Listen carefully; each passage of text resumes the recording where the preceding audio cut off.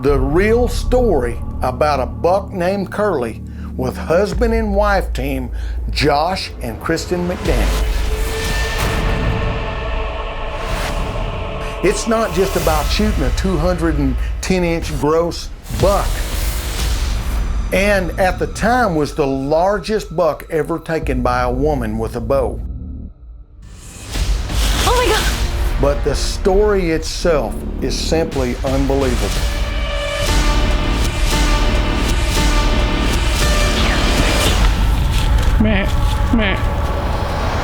Now let's join husband and wife team, Josh and Kristen McDaniel. Hey, as they take us on an unbelievable story.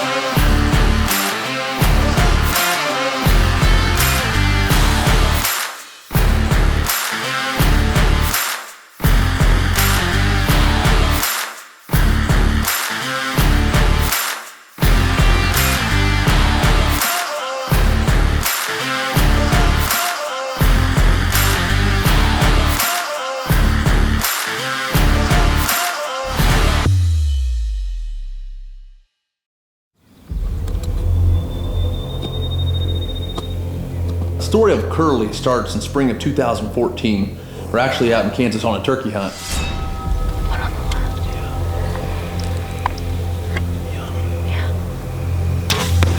left. Landowner throws us an opportunity to lease some property that we had been turkey hunting for the last few years. And with it having cattle on it 9 months of the year, it's not real intriguing to a lot of hunters. I've always wanted to hunt whitetails in Kansas, and here's a great opportunity for us to get started out there. So first thing is, we actually decide to go ahead and walk the property, comb it real good, and see what we can come up with. We're looking for that sign that lets us know we need to do this. This is a big decision in our hunting career now. We need to figure out what we're gonna do. The summer going into the 2014 deer season was a super emotional one for me. My stepbrother had just tragically passed away, and I wasn't myself at all. It was so hard on me and my family, and honestly, I didn't care if there was a deer season that year or not. And the only thing that was keeping me going, because we had just lost our lease property in Indiana, that spring before in Kansas, Josh and I found an absolute monster shed. Right off the bat, great big 6x. It's gonna be an absolute giant.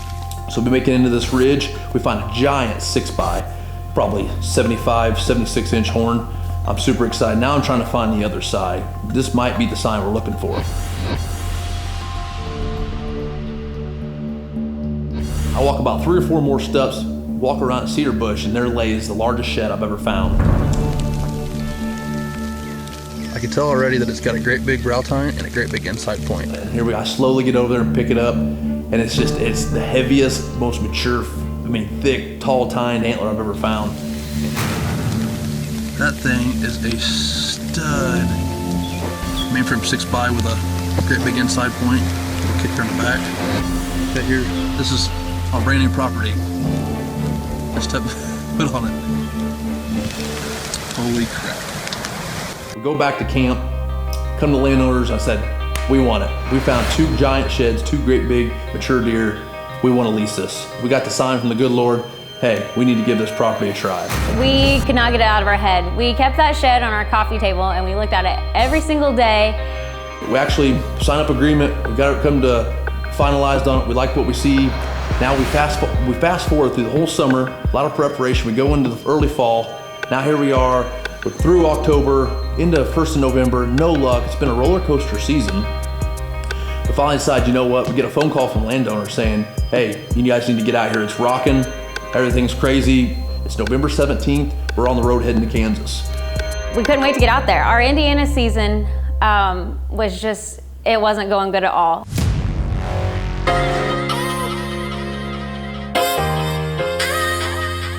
So after couple days of hunting hard. We see a lot of beautiful 2.5-year-old bucks. Confidence is going through the roof. We know just a matter of time we're going to get into something.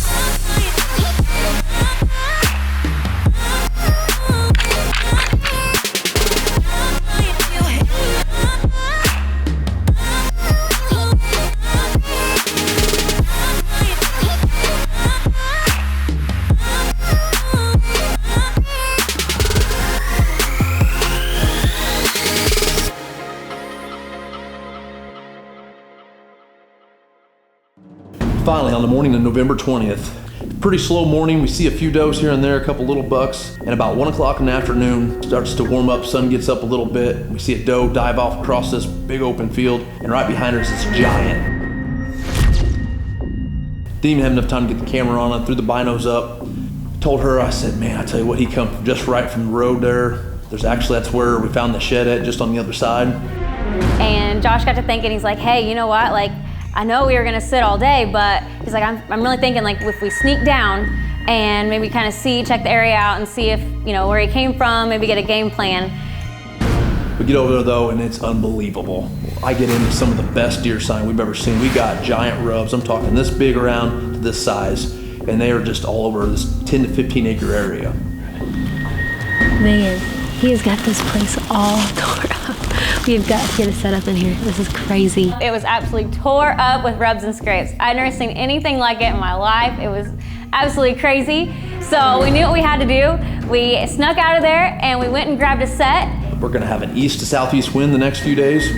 We gotta get a setup for it anyway. I said, let's sneak out of here, grab a double step, come back, sneak in, hang it, get out, and tomorrow morning we'll get right back in here. Minimal trimming. We only trimmed 2 lanes. We snuck out of there and we were just so pumped up. We just had an awesome feeling about that next day. And even the landowner, they were like, they knew, they're like, it's gonna happen tomorrow. I think it's probably the most realistic call that I've ever used. And I love it because it's so easy to blow. You can stretch it on out, get those buck roars, whatever kind of sound you want.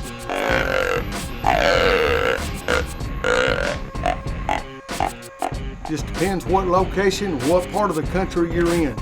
Check out the stretch back grunt call by Dual Game Calls.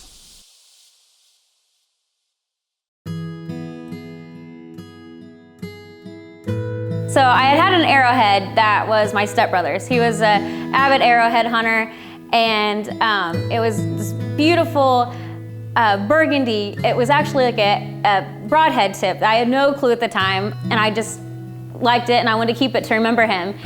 And that night, me and Josh were looking at the map. He was just kind of like, you know, Lord, give me a sign. Where are we supposed to hunt tomorrow? And sure enough, it was crazy. The map had been folded up, and there was an X or a cross literally on the point where we had the stand hung for that morning. So we just had an awesome feeling, and I thought, you know what? I dedicated that hunting season to my brother. And I just thought, you know, if I took that arrowhead out there with me, that maybe a part of him would be with me on that hunt.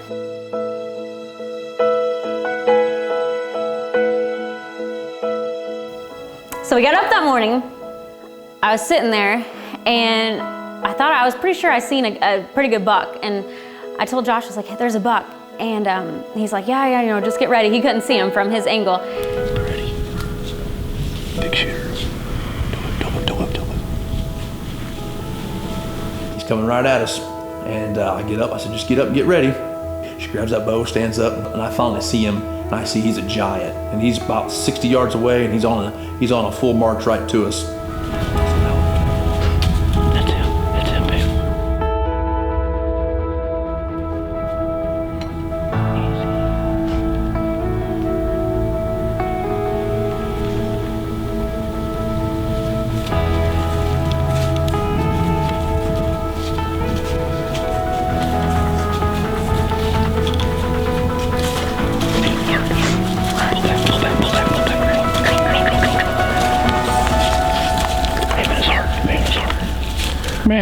Meh.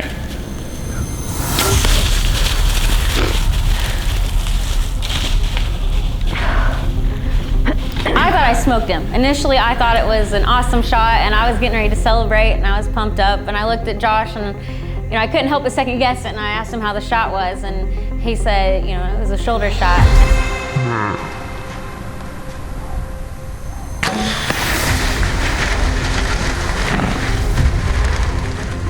And I immediately just got so sick to my stomach. And in about the last second before he dives off and finishes off that ridge, I see a big old blood spot on the side of his ribs.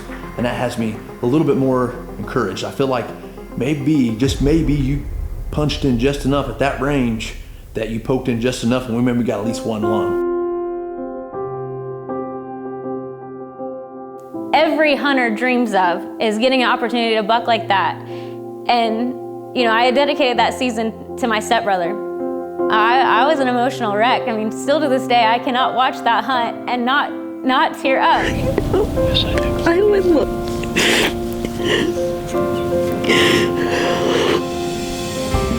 I wanted that deer so bad because I wanted something positive. Because, my stepbrother tragically passing away had just been so negative and had a negative impact on my family, and everybody wasn't the same, and it was a really hard time to go through. And I just thought maybe if I shot a deer like that, I don't know, it would bring some positive light to the situation and to everybody, but so I really felt like I let him down.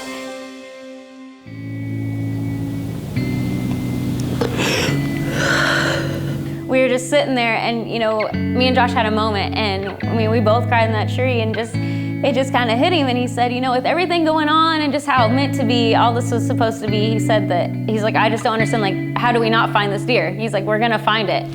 Okay, so we gave him about 6 hours. We wanted to give him as long as possible, but it's starting to rain on us a little bit, so we thought we'd better get out here as soon as we can.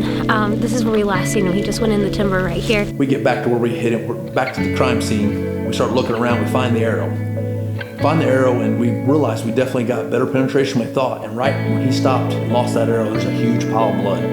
So now our anticipation's high. We're feeling a lot better about the whole situation, but it's still starting to rain a little bit. So we know we got to get on this trail quick. We start up on this blood trail. We start falling in his blood everywhere. We're just every 3 to 4 foot we go, when we see another big, huge pile of blood, we're getting more and more excited. The anticipation is there.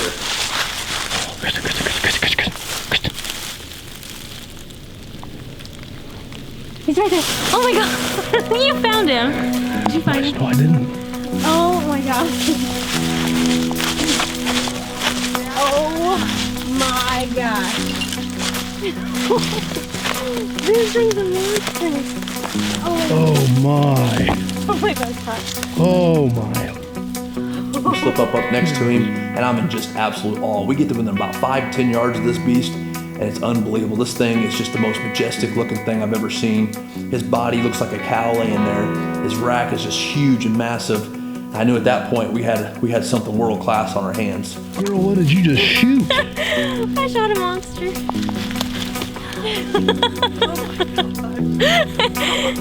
I tell you what, I'd waited my whole life for this opportunity, and yes, I shot it with the camera, but I tell you what, I felt like I did it myself. It was just to share that with my wife, my best friend. It was something just, I can't even explain it. Well, here he is. I shot an absolute monster. I just can't get over this deer. Today has been such a roller coaster. The deer read the script. Everything went perfect. It was a perfect morning, everything, and then I was just absolutely in pieces when I thought I blew my whole opportunity, what I've been waiting for this whole season. And we give him plenty of time, which is, as a bow hunter, one of the toughest things you can do. And we came back in, it started to rain, and I was getting really nervous. and he only went about 100 yards, and it's been a long season, I'll tell you what. This is only the second shooter I've seen all year, and it's just been rough. It's been cold, and to think that I got this big stud on the ground. It's been a rough year for me with my stepbrother passing away, but this one's for him. He would definitely be proud. And Look, through my stepbrother passing away, I have even closer relationship with the Lord now, and it really opened my eyes that it is a real deal, that there is a God out there, and it's amazing what He'll do if you just pray about things, what He will get you through. And I honestly think that that the good Lord above sent me this deer to help me get through what I was going through at that time.